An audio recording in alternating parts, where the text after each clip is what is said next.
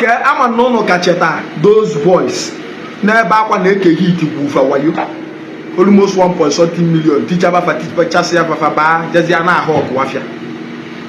I told me you much.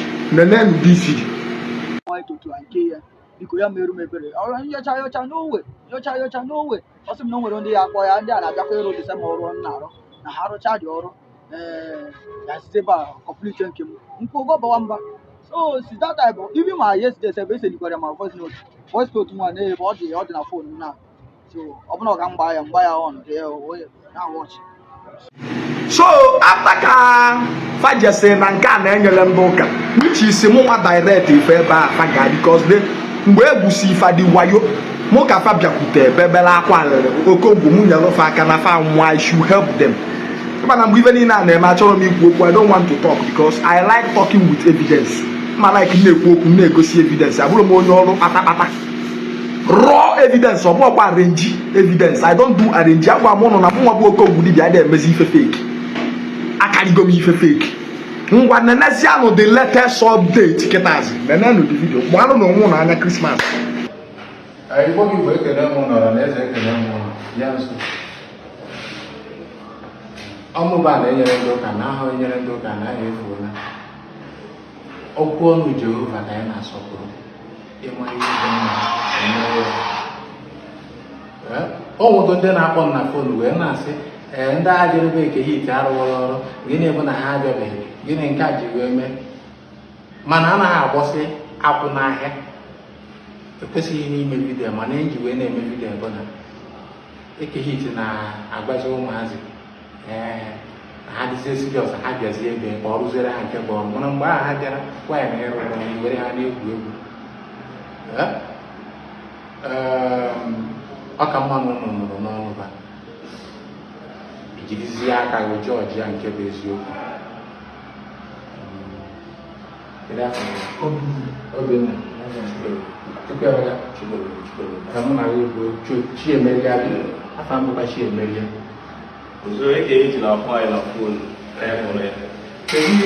kedu onye unu si n'aka enweta nọmba fes Okongwu Dibia Okongwu Dibia bụ onye nyere ha nọmba m daadị unu bịara anara m ụlọ ego ọkwa ncha ka m nyere unu ka unu sachara ncha ahụ nke abụọ na ịbịakwa ọzọ kedu ihe unu fụrụ unu asị na asị bụ owe eziokwu so that ka mụọ were na-arụ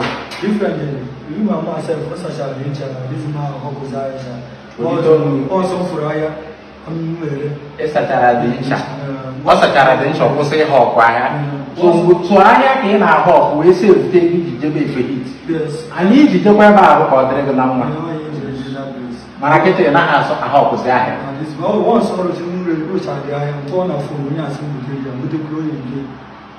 gị nwakwana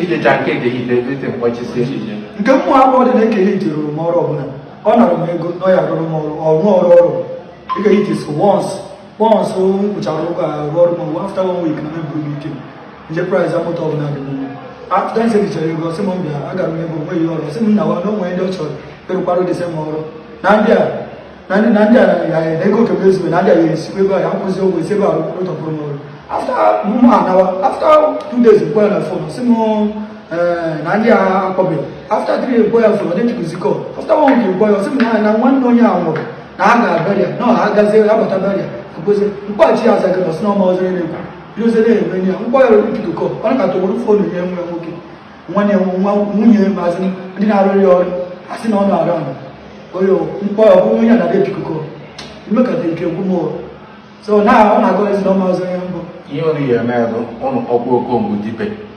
na-ekele ya ọrụ ka anyị na-ese ndị ara maka ọ bụrụ na ọ bụghị na ya ha ama onye mbụ and ihe ka ya dị mụọ wọsa na mmadụ ka eji aka ịma nọ ndị agha amaghị ọrụ emere ọ dịzị ka spiritual work adịghị arụ ọrụ ya na-emebisiri anyị aka ọrụ anyị eke hit nwa be a na-enyere ndị ụka na akwego ọ bụrụ na niile anyị kere ịrụ ọrụ mana ịmaghị anyị ịbịa ka m gosi gị ọrụ ịbịa m gosi gị ọrụ o ji ịnata mmadụ ego jiri ọrụ onye ahụ ọrụ ka abịa nye testimony.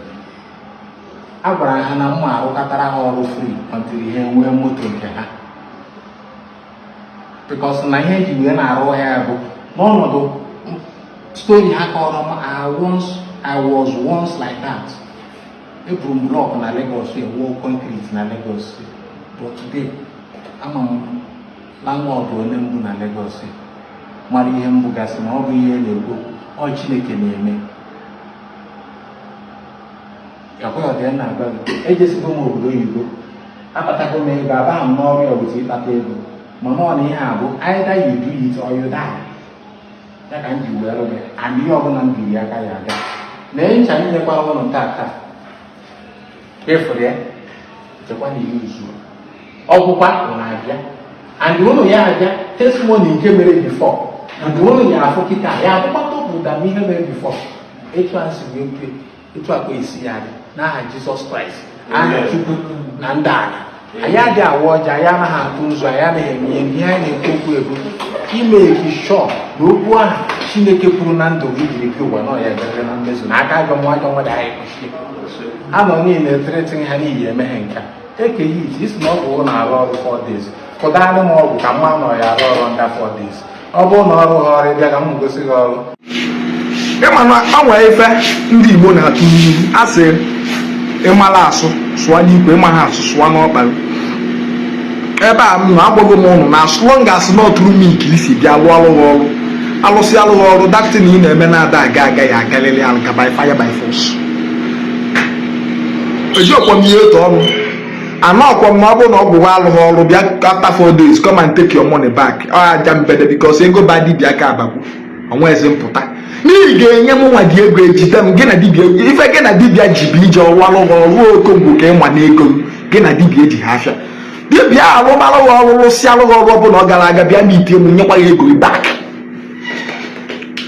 But ego m na-enye abụọkwa 100%. Ọ bụrụ na efe weta 100% of the money, efe m na-enyechi ya back is 95% maka ụgwọ ọbụla ịkwụnye na banki nwee VAT. Yes, ọ nke ndị sure na mmemenwu. But be rest assured na ka ị na-enye m data ego, you are not taking it back maka ọrụ afọ a ga-alụ ụlọ ị ga-aga 100%. Unless ọ bụrụ na ọrụ anyị nye 100% na ọ ya ga-agwa gị ọga na ọrụ ama ngakwa 100% o na ọ gị ji alụ ọrụ onwe gị ọrụ ijebe ịchọ ịlụ ịchọghọ ịnabapụ unu meghọta. So ndị na-akwa nkịtị ka m pụta online na-akpọ onwe okwu m pụta online bịa reply ya ka m soro unu gbaba ọnụ ya gaghị enwere m ụdị efe ahụ. Ebe a m na ọkpa ka m ji aga ana m agala onwe m free bio, nwere onye ya pụta echi si na Okongwu ji ụgwọ. As long as he see through me is not possible unless ezekwa na egbe elu nwa mkpi m ụzọ ọba. Yes, maka ekele ọrụ eke dibịa niile nwere ifefa na-alụ. Ịbịakwute m mma nke bụ mkpa ya amaghị m ebe ị ga-ejeru ya ọ dị mma ya gazie m were na okwu nke nwa mmadụ mere ife ịchọ kparịba na comment section ọ gbasara Okongwu ịghọta. Thank you very much.